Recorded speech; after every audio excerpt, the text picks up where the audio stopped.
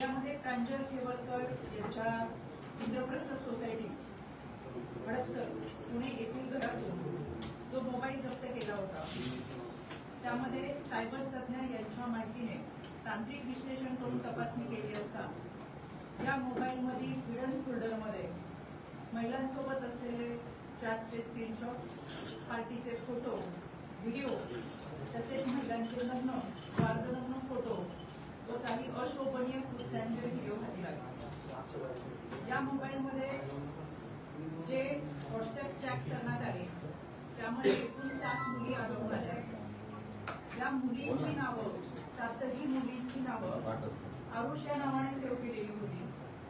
म्हणजे आरुष या नावाची व्यक्ती या मुलींचं ह्युमन ट्रॅफिकिंग करत होते आणि या व्हॉट्सअप चॅटवरून आरुष याने या मुलींना पार्टी करता लोणावळा आणि पुणे येथे बोलवल्याचं लक्षात आलं। पोलिसांनी छापा टाकला त्याच्या अगोदर सुद्धा 2 दिवस म्हणजे 25/6/2025 रोजी त्याच ठिकाणच्या हॉटेलमध्ये रात्री 10 ते पहाटे 4 वाजेपर्यंत दारू व हुक्का पार्टी चालू होती।